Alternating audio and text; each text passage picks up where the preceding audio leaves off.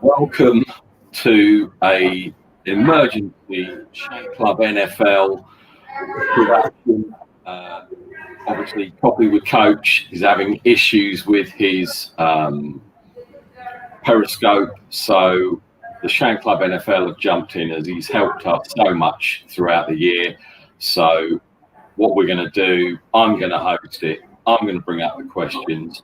Jeff is going to answer them for you. So without further ado, I give you the one and only MVP, Mr. Jeff Reinbold. Jeff, it's all yours, buddy. Man, I appreciate you guys for saving us, because I'm telling you, technology, we can do a few things, but we can't do technology very good. So we had gotten some great questions when we got started on the old school way of doing this, but let's try and make it as interactive as we can. Hit us with your questions, your hot takes, your rants, your comments, anything that you want, because we are talking football 24/7 here at Coffee with Coach. I got to say, I passed on the Good Guy of the Week award this week. Goes to Liram Hajrahalu. Liram was a kid that I worked with in 2019. He was my kicker in Hamilton. Interesting story. He was born in Kosovo. He was, part of that whole ethnic cleansing thing that was going on down there. His parents got him to a refugee camp, a war refugee camp, and he had a choice to go to Canada or go to the United States. His parents chose to take him to Canada. He took his soccer skills to Canada, played at the University of Western Ontario, then came into the Canadian Football League and had a great year for us in 2019. I brought him with me this year, 2020, to the Spring League. He kicked 3 games for us in that competition and did an outstanding job, and just got signed by the Carolina Panthers. So it's an amazing story. You come from a refugee camp to the National Football League in 12 years is incredible thing, and just one of the many great stories of guys that have found their way to the highest level, and I wish him the best of luck in Carolina, and I hope he has a long, illustrious NFL career. So get those questions to me. Talk a little bit about Week 13, some of the things we found out in Week 13. Certainly, I think we found out that Arizona is probably a little bit of a pretender. Now, again, they've got a tough one up this weekend again, but I just really worry about that offense. If I'm a Cardinal fan, I don't see the balance in the offense. I think the quarterback's a little more beat up than they're saying he is, and they just don't push the ball down the field, and that's always been their thing. So I think they're a team that I would worry about on the playoff fringe. San Francisco, again, they're one of those teams. They're not a team you want to play. I think they've got some good football players, and they're starting to get a little bit healthy. But again, they stubbed their toe. The Eagles are in total disarray. The thing with the quarterback, I don't know how to read it, really, to be honest with you. I don't know what to say about it. I think I'm concerned about Doug's future. And again, as those of you know, Doug was our quarterback in 1995, and love the guy. He's a great guy. But anytime you get into those kinds of things, it's tough. And they drafted Hurts in the second round, and your quarterback's not doing well, and it's on you. And they made a decision to go with Hurts this week, and we'll find out how it goes. All you Dirty Leads fans out there, keep me posted. I understand we're up 1-0. I know the timing's tough, but hey, I'm counting on you guys. There are a few guys saying that the Rams are a great chance to win the NFC win after last night. What are my thoughts? City Boy 100.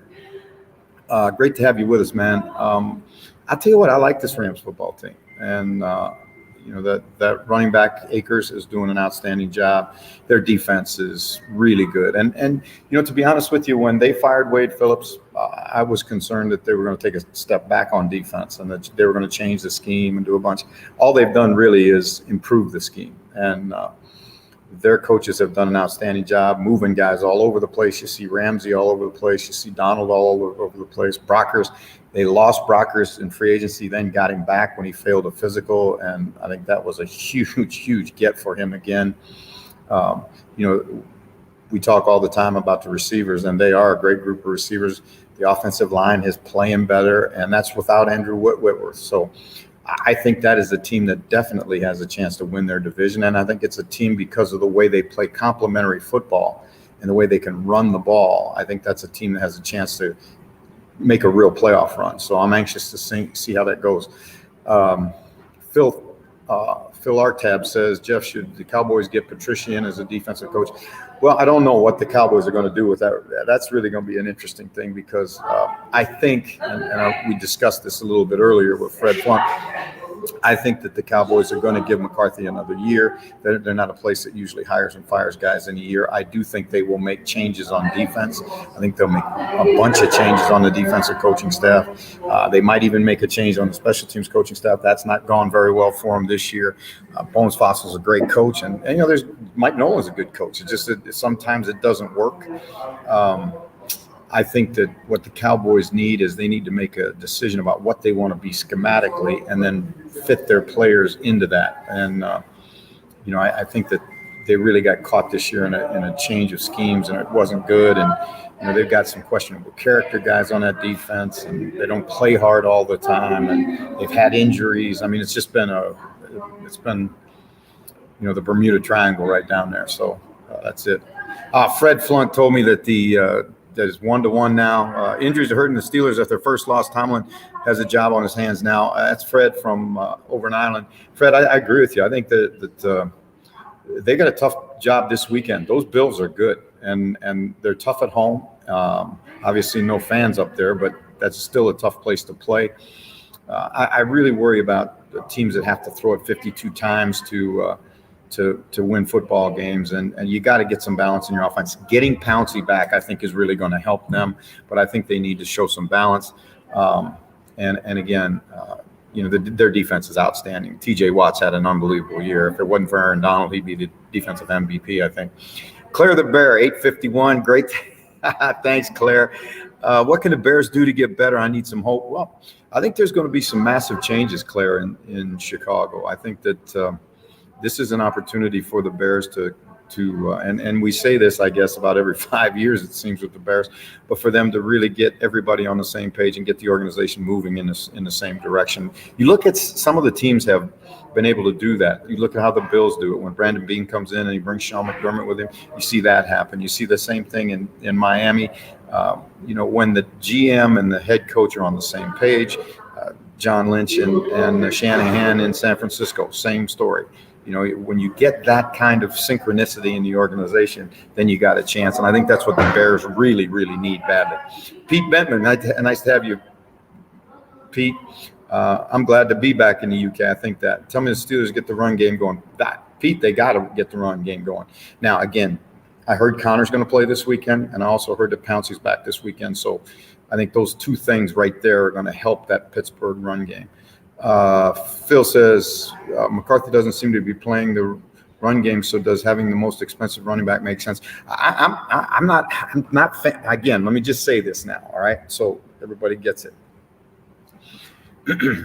I am not a fan of Zeke, but I am telling you he is not playing at the level that they are paying him. And as a matter of fact, I think I like Pollard better in most of the games that I've watched with the Cowboys. He's got to jump to his step. He gets into the hole faster. He slashes the ball more. He's not as physical as Zeke is, but Zeke looks tired to me. He looks heavy and he looks tired, and they need him to play well. So hopefully that'll happen. At the half, and it's Leeds United 1 and West Ham 1. Come on, Whites. I appreciate that, Ricky. City Boy 100 says, what's the next one? New England Patriots after this season. Quarterbacks this issue. Oof, Patriots. That's a tough one, man, because I think that might have been Belichick's best coaching job to get 6 wins out of that football team and out of that quarterback. Obviously, quarterback's an issue. Receivers an issue. They're good enough in the offensive line. They got good enough running backs. They're an upper half of the league team on defense. They're starting to get a little old in the secondary. That's a concern.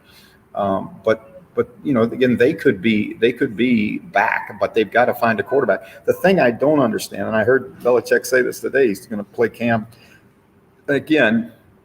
I just really think you got to find out about Stidham, and you got to find out about Stidham with as many snaps as you can get him before the draft, before you make a decision, because you can see that Cam is not the long-term future. Cowboy players don't respect McCarthy. How does he change that, Fred? That is a tough one, because once the respect is out of the building, it is really hard to get it back. As a matter of fact, we talk about the players all the time. Respect is the hardest thing to gain, and it's the easiest thing to lose. And so when you lose the respect of your players, and if he indeed has, I'm not in that locker room, so I can't tell you, but if he indeed has, then they are in a world of trouble, because it's so hard in this game to win games. And if you got players that don't trust you, and if you got players that don't respect you, you're in trouble. Coach, where are you staying in the UK? Shank Club wants to buy you a beer or two, or how about a beer 20? How's that sound, Pete? I'm staying at the, it's called the Adagio. It's like a work hotel. It's like apartments, I guess is what it is. And it's over here in Brentford, off Great West Road, right in the Ealing area. So you guys more than welcome. They just shut the local pub, but I'm sure we can find one. This is England, and there's got to be a few open. Go ahead and hit me with those questions. Keep them coming. Awful good to get back to you guys. It was really killing me, that Twitter fiasco that we had. I had my Twitter hacked, and then they shut it off, and then it was just a mess after that to try and get anything done. So it's good to be back with you guys, and looking forward to continuing this. And if anybody knows of how to do this better, how from a technological standpoint to do this better, please get with me, because I think we got to find a way to make this more interactive, and but let's go. NFL Rookie UK says, agree, Jeff, you have to test Stidham. Do you think Stafford would go to New England if Matty P returns? I really don't know. I don't know what their relationship was, but I know Matthew Stafford makes that Detroit job an attractive job to me, because I think he's a very, very talented quarterback. When you look at it, when his numbers at the end of his career, he's going to have Hall of Fame numbers. The only number that's not going to be a Hall of Famers is in terms of the number of playoff games and Super Bowls he's won, because he's just been around so many bad teams that it's really difficult. Hey, let's take a look ahead now to Week 14. We already talked about the Rams playing so well and pounding the Patriots 24-3. We got Minnesota goes to Tampa Bay. Minnesota, don't look now, but they're getting better, and they're still in the playoff hunt. They just seem to be good enough to win, but I don't know if they're going to be good enough to win down there. Arizona goes to the Giants. That's a tough test. The Giants play rock solid defense. They're physical. They play great special teams. They're not a good matchup for Arizona, and that east to west trip is always tough, especially when you're playing, at noon. That's like you're playing at 10 in the morning with your body clock. Kansas City at Miami. This is going to be a great game. We're going to have it on Sky. Tune in on Sky to the build-up, because we're going to build. I'm going to go to the telestrator, and I'm going to show you the flow, what I call the flow effect on that Dolphins defense, and what he has brought to that Dolphin defense. I think it's really interesting, and really kind of will make for good viewing, I think.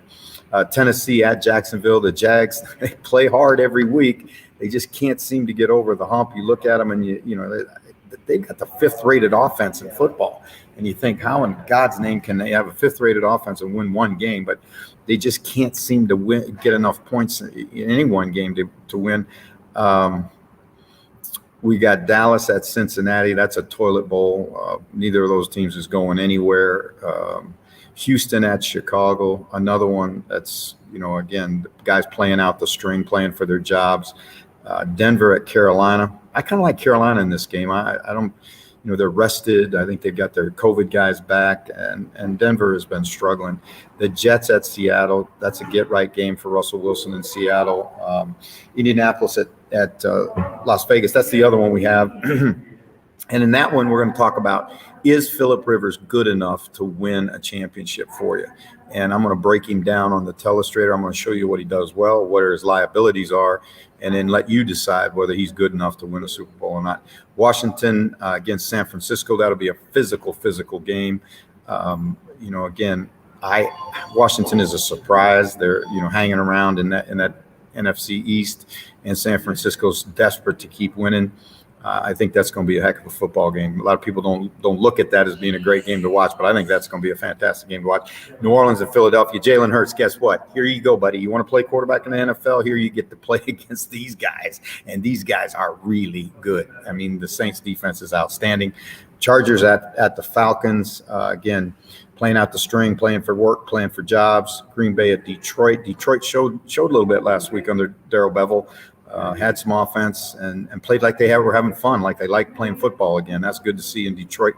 Pittsburgh and Buffalo is going to be a battle up on the Niagara frontier, as they say, and going to be a close football game. I think that Pittsburgh, if they can get some balance in that offense, they can beat Buffalo. If they have to throw it 52 times again, I think it's going to be a real close game. And then Baltimore and Cleveland end it for the week. That'll be a hitting fest. And again, Kevin Stefanski, you got to find somebody. Tell me who's better, deserves the Coach of the Year award than Kevin Stefanski. So that's the games coming up this week. Let's get back to the questions. City Boy 100 says 49ers need a quarterback, or do they stick with Jimmy G? Well, I tell you what, that's a really, really tough question to answer because he's been hurt. I'm one of those guys that I don't want to make a change at that position until I know I got better. And right now, I don't know who better is out there. I'm sure they'll look around in the offseason and see if they can find a guy. But right now, until you got better than Jimmy G, you better find out a way to win with him. Fred Plunk, coach, who's your playoff sleeper? I'll tell you what, I think the Rams are a team that can make some noise in the playoff. Obviously, the Saints are one of the better teams. The Bills are a team that could make a run. I think the Dolphins, frankly, if they got in there, could make a run. I look at the teams that play all three sides of the football pretty well. And, when you look at Seattle, I worry a little bit about their defense.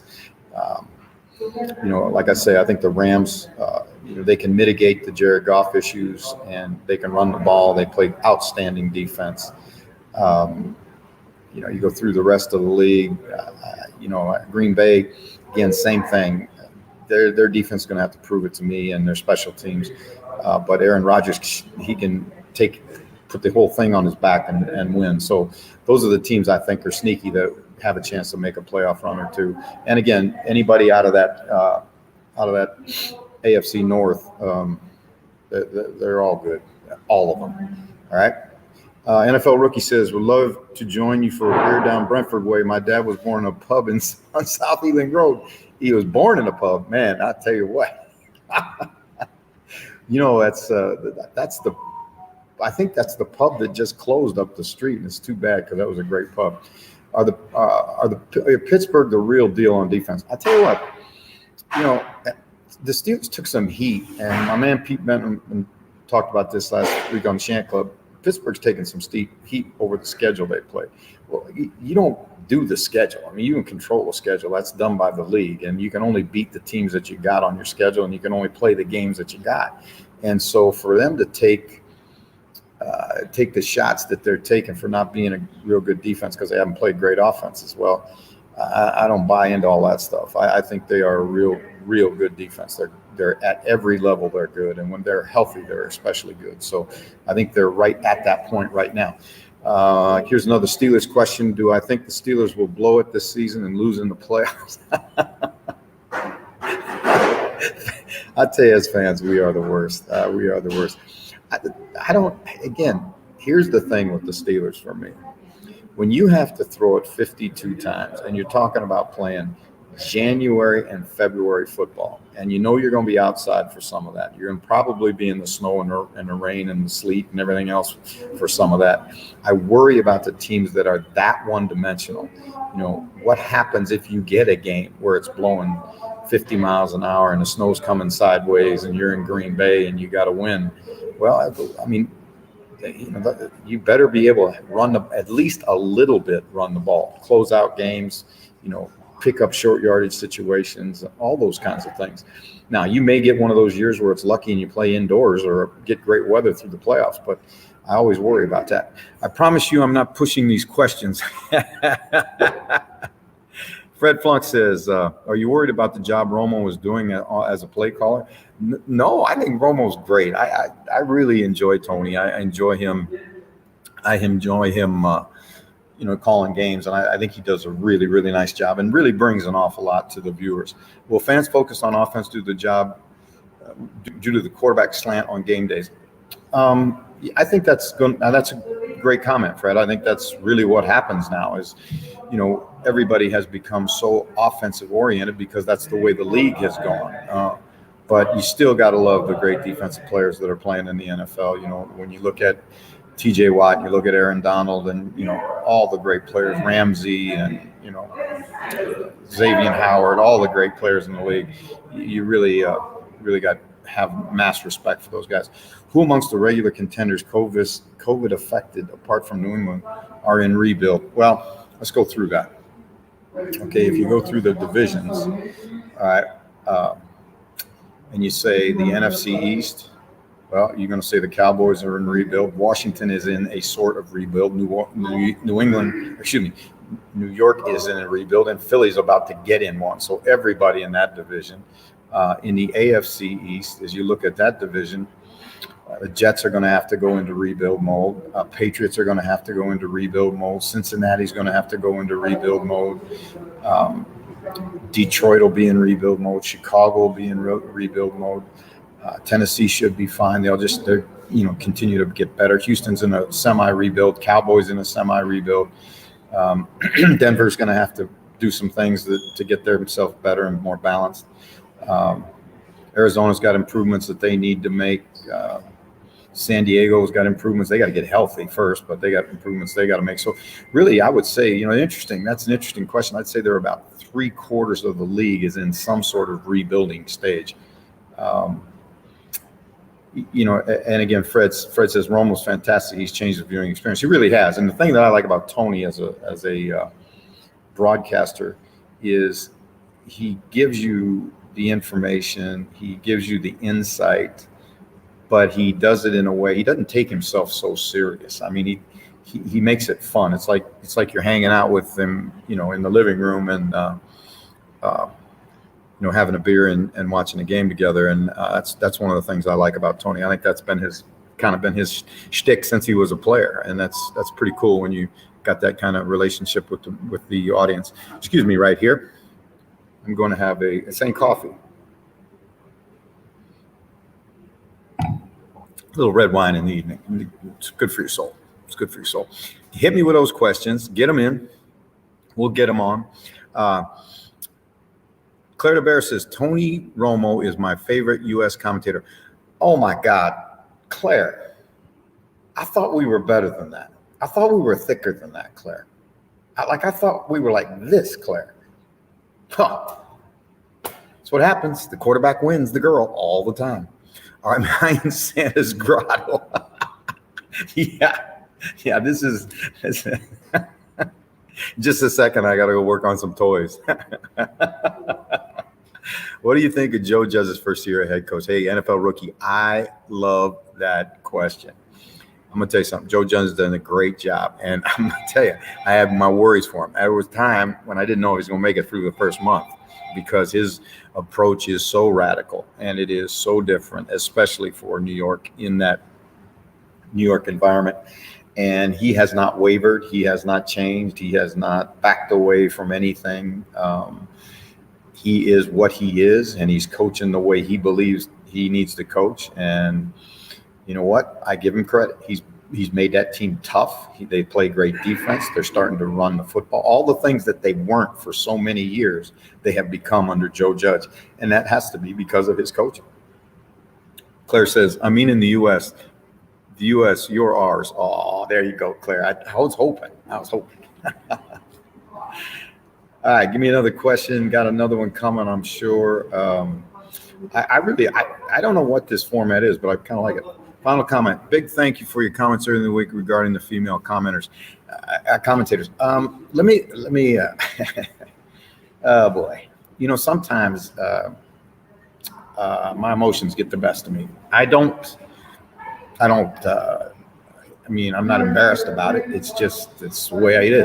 And when I see somebody that's done a good job, it's really hard for me not to recognize the good job that they've done, the amazing things that they've done, because in both those cases, in the case of Hannah Wilkes and in the case of Phoebe, those are two women that have found different ways into football, into creating a life, not dependent on football, but with football, one of their favorite things as part of their life. And I think that is absolutely awesome. And I think it's a lesson that, and a little bit of inspiration for a lot of people, not just for women, not just for young women, certainly for young women, but not just for young women, because, I look around and Claire and Fred and all you guys that are in the tribe have a real deep love of this game, and the game does not belong to men. It does not belong to the NFL. It belongs to every one of us.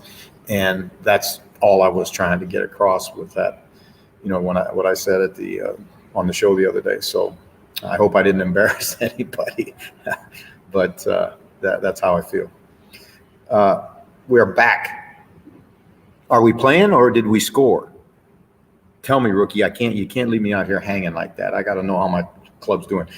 Claire the Bear says, how is Gay still get a job? I mean, any job in the NFL. Well, Claire, I'm going to tell you something. This is a really tough deal, because all of us in this business have been fired one time or another, and there are times when it gets away from you, and it's really gotten away from Adam. It's unfortunate. His personality, and again, everybody's got to be themselves, but his personality has made it tougher. When he hired Greg Williams, that was a really, in my mind, that was a really interesting hire because of the strength of Greg's personality. And then, obviously that in the end proved his undoing. And in the end, that'll be one of the things that I think will take down Adam too.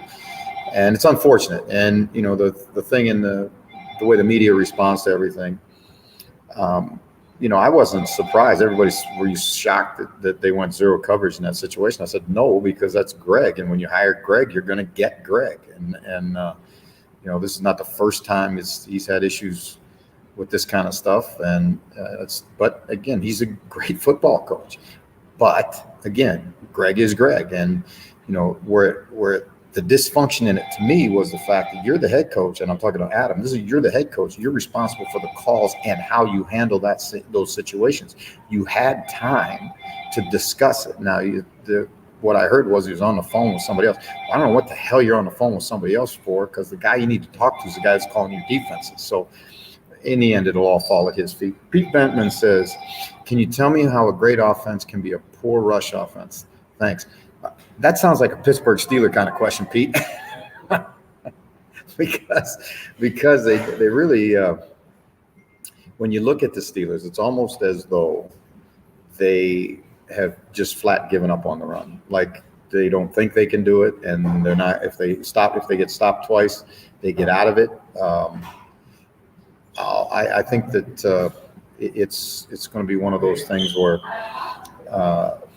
Mike's going to have to step in. I think he's got to make a commitment from the top down that they're going to run the ball some. I don't know about their play calling. I don't understand. I mean, I don't know if Ben's calling the plays on the field, if their coordinator's calling them, who's calling them, who's responsible. In the end, as always, it's the buck stops with the head coach. And Mike obviously knows that they've got to run the ball better. So I'm sure that we'll see some of that here in the next little while. Fred Flunk, thank you so much for being with us tonight. It's always a pleasure. And again, one of the real good guys that gets involved in this stuff with us and is there every week on Coffee with the Coach. And I just want you to know, partner, I appreciate you. Okay, more questions. If you got them, keep them coming. Now, Saturday, we're going to be on Shant Club again, and look for us to start breaking down the games for this week. If you've never gone to Shant Club, if you've never been to the Shant Club, you gotta go, because it really is a fun deal. We get guests from the United States, we get guests from all over the UK, and we talk a little football. And there is a massive amount of shit that gets spoken, trash talked between the Niners and the Steelers in the Shan Club. So it's a lot of fun when we're there, and we enjoy the chance to toss barbs around and talk a little ball. How do I feel the NFL dealt with the schedule due to COVID, and how has this affected the game? I think the NFL has done about as good as they can do. You know, they administer 44,000 COVID tests a week. They spent $160 million on COVID testing and protocols. I don't know what more they can do. Obviously, you don't control the players once they're out of the building. The thing that's interesting to me is they shut the buildings, and sometimes I think they ought to shut the buildings but leave the players inside, because, you know, so many of these guys just, you know, whether they're young and think they're bulletproof or whatever, they don't do some of the things they're supposed to do when they're outside of the building, and you can't control them when they're outside of the building. And this virus has no sympathy for anybody. It's going to affect everybody. Pete Benman says, a reminder to viewers, we have Alex Highsmith's dad with us tomorrow. It should be an outstanding show. For those of you who don't know who Alex Highsmith is, Alex Highsmith is a young kid who walked on at Charlotte, UNC Charlotte, and he ended up being a third-round draft choice, I believe, by the Steelers last year, and has now he got thrust into the starting lineup with Bud Dupree's injury. And he's a great young kid, fantastic young kid, and I'm sure his father's the same way. And he's going to be with us on the Shan Club to talk football. So get a chance, rare opportunity to talk to an NFL player's father. Claire says, 3 NFC South teams are not making the playoffs. Do you need my address to send me Hawaiian coffee? Claire, you know I would do that for you. Absolutely. As soon as I get home, I'll put a bunch of it in the mail and get it to you. Did I just fly in earlier? No, I've been here for, I guess Sunday will be my second week. So I'm about ready to clear the 14-day quarantine protocol, and I'll be out amongst you in London again, which is nice because this is the greatest city, especially at Christmas. London's the greatest city in the world. So appreciate it.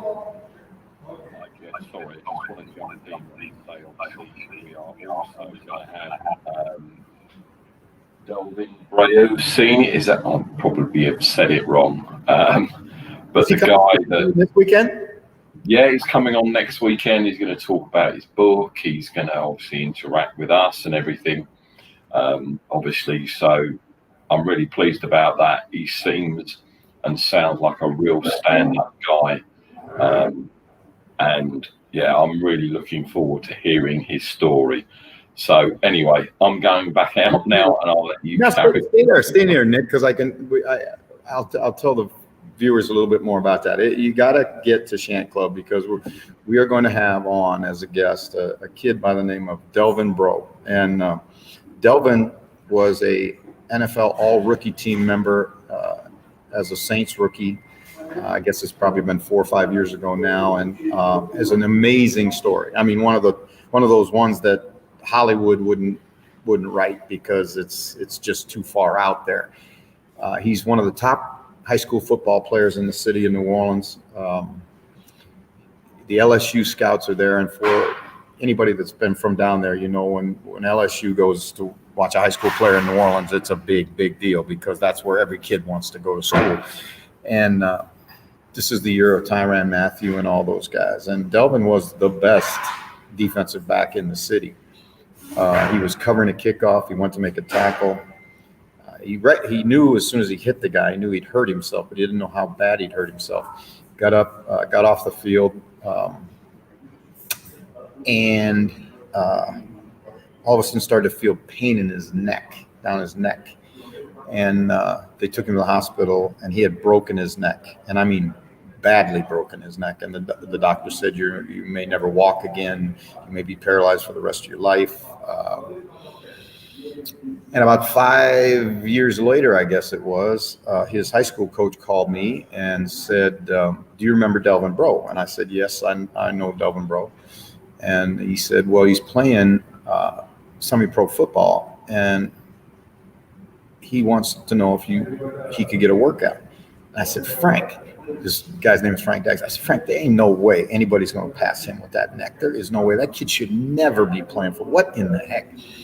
And Frank said, no. He's playing. He's doing fine. And I think he actually was playing for the New Orleans Voodoo or something at that time. So I talked to our people about it, and they were really, really leery. And I said, Frank, I don't think so. But send him out. We'll work him out. It's a non-contact thing, and we'll just see what he looks like. And he came out, and he was he was so good. It was unbelievable. And our doctors hum and hawed around, and they eventually passed him. And Delvin came up and had 2 great years for us, and then signed a free agent deal in New Orleans, which is his hometown team, and went down there, made all rookie, and and then he's fought through an awful lot of things in his life, some personal battles, some personal demons, which he's very, very open about. He was misdiagnosed as a third-year Saints player with a broken leg. He played with a broken leg, and it was tough. It was tough. But he's written a book called Unbreakable, or Unbroken, I'm sorry. And it's a fantastic book, and he's going to be on the Shant Club with us, and he's going to talk about it and take your questions and all that stuff. He's a great kid, and I look forward for you guys to getting to know him. Claire says, what NFC to do for the next NFL giveaway? I need an NFC team not making the playoffs. Okay, so let's start here. Let's start in the NFC East and say who's not making the playoffs. The Cowboys, the Eagles. There's 2 for you right there. Let's go NFC Central.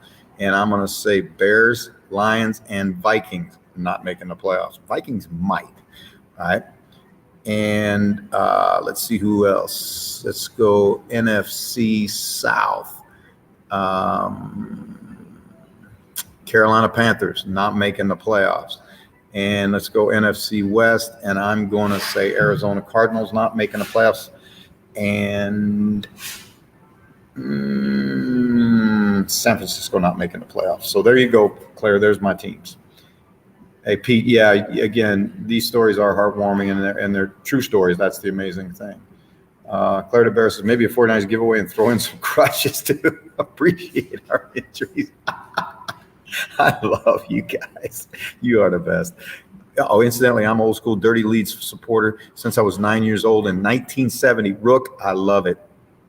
People ask me right now, I'm going to let you guys know. People ask me all the time about how in the world are you a Leeds fan? And especially when they were in the Champions League, or not the Champions League, the whatever that league is they were in the last couple of years. And I said, well, here's how it happened. In 1994, I came over here for the first time. I'm in a hotel. We get off the plane. I go to the hotel, like you always do. First thing you're in the hotel, you turn on the television. There's a soccer game going on, and I don't know anything about it. I mean, all I knew was that if you kick the ball into the net, that's a goal, and that's it. That's all I knew. But I'm watching it. I'm watching this team, and they got these beautiful all white uniforms on, right? And then as I watch the game, like they knock a couple guys down on the other team, and then one guy kicks another guy. Then the announcers go, "Oh, there's Dirty Leeds," and I went, that's my team. So that's how I became a Dirty Leeds fan. Oh, needed that. Claire, did you make a decision about who you're going to give the giveaways to? See, there's another person that is part of this whole community that is so cool that's one of the reasons I come back here every year. I don't particularly like being away from my family. I don't like being away from Hawaii. I don't like a lot of that stuff. But coming over here, excuse me, and being a part of this community that I've watched grow and become more and more passionate, and all these podcasts that have started, these guys, like the Shant Club guys and Claire the Bear, Fred Flunk, and on and on and on and on. Everybody in the tribe that's so passionate about the NFL. It's so good to come over here and just be around you guys for a couple months every year. And that's the reason I do it, because it's, it ain't like they're giving me a boatload of money to do it. All right, here's a left field one for you. will the Black Lives Matter movement beat out COVID-19 to Walter Payton? MOTY. What's MOTY? Most outstanding of the year? I don't know. I don't know. You know, the Black Lives Movement thing, I think, is, you know, let me just say a couple things about that. I think that it's so outstanding to see our players, to see professional football players speak up and take a stance on social issues. Because when they don't, and I know there's a lot of people that don't like that. There are a lot of people that say, well, they got no reason to talk about it. That's not for them. Just, you know, there was a thing in the United States, shut up and dribble, to the NBA guys. Well, that to me is demeaning, number one. And number two, it is really wrong because these guys have a unique platform to do good, to help create a world that we all want to live in. And that's a world without racism, a world without, you know, color, gender, sexual, any of those barriers. And when they get up and speak up about things like that, I think that is all good. And I applaud the players for doing it. I applaud the guys like Jim Brown and all the way up to Colin Kaepernick and, you know, all the players that have you know, kneeled on the sidelines or stood up or whatever their way of expressing, you know, discontent with troubling situations in the United States. I think that's all good. And I'm proud of them, and I'm proud of the NFL for letting them do it. I feel sorry for the 49ers fans. So much potential, injury problem. There's a really good lesson in that for all of us that are fans, is to appreciate our teams, really appreciate our teams, because it is so crazy how fast a team can get just decimated at a position and the entire thing changes. And so, you know, last year everybody was certain that the 49ers were going to be back and they would, you know, they'll be better another year and yada, yada, yada, all that. And all of that should have been true. But, you know, injuries are the part that sometimes you can't plan for. And they can, you know, there's so much that's out of your control in pro football. One thing I tell our players all the time, the only thing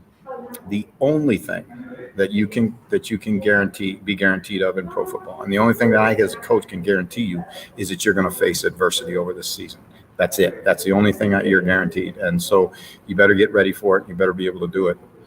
What do you think Americans think of NFL UK? Are they worried we take over their game? I don't think so. You know, that's changed an awful lot since when we first had the games over here. There was a lot of pushback in the United States, and there was a lot of typical American misunderstanding about how the rest of the world works, and the fact that, you know, like, what do they know about football? What do they care about football? Why are we taking our games over there? And, you know, that kind of myopic view that sometimes Americans have. But I think now people realize that there are legitimate fans here, legitimate fans who love their team just as deeply as any American fan loves their team and are just as passionate, know just as much. I think that's the thing that is the most amazing thing to me about what's going on over here, is the explosion of information, the explosion of knowledge, the explosion of opinion, the explosion of the podcasts and all the things that are going on. And that's all good. I think it's all good for the league. Do you remember Pete walking past you at Twickenham and me grabbing a picture with you? Yes, I do, actually. Yes, I do. One of those kind of things that you never forget. And you know, that happened to me today. So I'm really, really fortunate to be in a position to be able to do this, to be able to be an emissary for the game, which is what I am. Robert Sala, which team would you like to take him on as their next coach? You know, this is a really interesting question because, you know, I've seen two articles now that are linking the Lions and Sala, which I get. I mean, I get it. The guy grew up 3 miles from the Lions facility. He played at Northern Michigan. He went to Michigan State. And I'm going to say this, and I want people to understand what I'm saying. Those shouldn't be the reasons he gets hired. He should get hired because he's the best man for the job, right? Regardless where he grew up. No more than what color his skin is or what music he listens to or anything. It's a benefit if he is truly, linked into the Detroit community. He's Lebanese. There's a huge Lebanese population in Detroit. It would make sense, yes, but that can't be the reason. There has to be more. And in my opinion, there's way more reasons why Robert Saleh should get a job. If it's the Detroit job, fine, but any job. He's a leader. He's an outstanding coach. He's got great energy. He's a great communicator. Right? Those are the things that you hire a guy for. He's got vision, right? Those are the things you hire a guy for, not for where he grew up or where he went to college or any of that stuff. That stuff is cherries on top if it comes that way. But if it doesn't, the Lions have got to do what's best for the Detroit Lions. And that organization, I've been a Lions fan since I was a little kid. That organization struggled mightily, and they've gone through change after change after change. And it's interesting. A couple of the guys that I have tremendous relationships with that coached a lot of years in the National Football League, and when I asked them where they liked working more than any other place, they said Detroit. What bad weather, not a tourist location city, not great facility, but they thought that the Fords were wonderful people to work for, and they really enjoyed working in Detroit. So, if they can ever get that thing figured out and get everybody on the same page, they got a chance. I really do believe they've got a chance in Detroit. What do you think most most NFL players feel about Trump? I think the feeling about Donald Trump and throughout the National Football League is about like the feeling about Donald Trump throughout the United States. And we just saw an example of how the United States feels about him. They voted him out of the office. So that's what I think.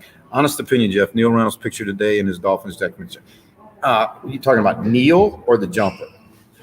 Because that was awful. Those things are hideous. I don't know if you saw Hannah got one today too. And she's a Rams fan, and it's maybe the worst looking piece of NFL attire I've ever seen. It is really, really bad. And so apparently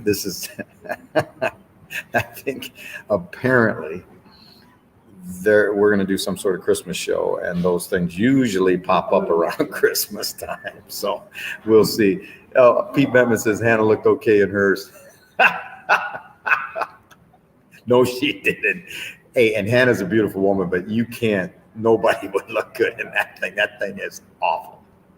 All right, we got about 10 minutes more, and then I got to go. But is Christmas jumper day tomorrow at the Shank Club? Pete, is Pete going to be wearing his Steeler one? I can't believe it. That'll be great. I can't wait to see it, because that thing he had on the other week was yellow and black thing. That was. Wow, I had to adjust my eyes. I had to adjust my eyes. So I can't wait to see what that Steeler thing is going to look like, Pete. But it'll be fun being on the boys at the Shank Club. What time do we get started with the Shank Club, by the way, tomorrow? It's 10 o'clock, isn't it? Here we go. What do you got, Nick? What time are we on? 10? Normal time, 14:30 UK time, 9:30 Eastern. All right. Now, are you going to have your San Francisco jumper on? No. You've seen where I broadcast from in the bunker. This is warm to me. Yeah. That is amazing that you broadcast from that place, because I think I'm trying that might, next to Saddam Hussein's bunker that they pulled him out of, that might be the worst looking bunker I've ever seen. But hang on, tomorrow I do have Christmas lights on. Oh my goodness. That will make it feel a lot more better, but it's still going to be cold. Pete bought me a San Francisco 49ers Christmas jumper, and it's hideous. I've worn it once. I will never, ever wear it again. You got to bring it down and just hang it on a hanger down there. Well, mate, I've got some flags and some shirts I was going to put up. So yeah, maybe that will come on. But apparently, Pete, I've got some more. Hang on. Charity Storms team. Oh Lord. Pete needs to be in his Claypool t-shirt. Yes, he does. I've actually got a question for you, Jeff, about Pittsburgh and the Washington game. I watched it earlier. And can you honestly see this Pittsburgh offense, even with, I can't think of the running back's name, coming back? With Connor back? You know what? The thing that scares me about him is, as I watch it, Nick, is too many drop passes. You know, really far too many drop passes. And you know, those kind of mistakes, those are the ones that get you beat when you start playing playoff football. And they're,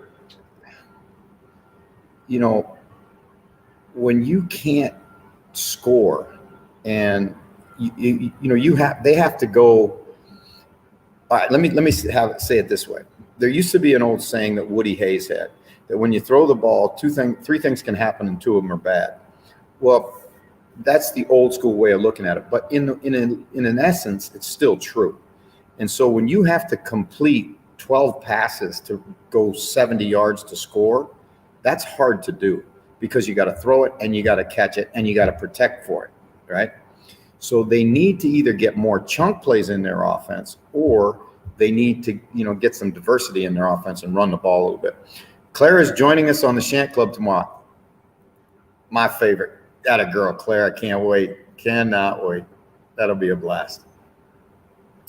Well, that's going to do it. That's 51 minutes and 57 seconds of Coffee with the Coach. I appreciate it so much. And thank you to Nick and Pete and the guys at the Shant Club for saving me tonight.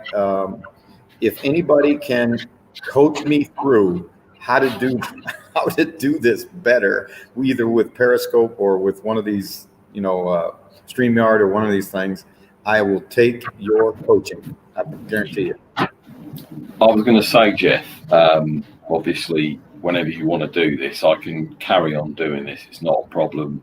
I can host it for you. All I'll do is sit in the background, come on every so often. StreamYard is probably the best platform to use. I know you've used Zoom before and had issues with it, etc. And I'm quite happy to do it as long as you promote our channel, which you do. It's fine. And I know you come on and you are our MVP, and you have been the whole year. So you guys know the doing this for an hour for you and getting you on here, and it's being stable, and you can interact with your supporters, etc. It's fine by me. I have no problem. Long as you let me know when you're doing it, I can always just do what I've done tonight. Just sit in the background, put the comments up. It's been great. I hope everyone's enjoyed it. Jeff, I'll let you just lead us out with the final words. Don't forget, tomorrow, 14:30 UK. Apparently, Pete is wearing his Christmas jumper, which is going to be horrendous. Jesus.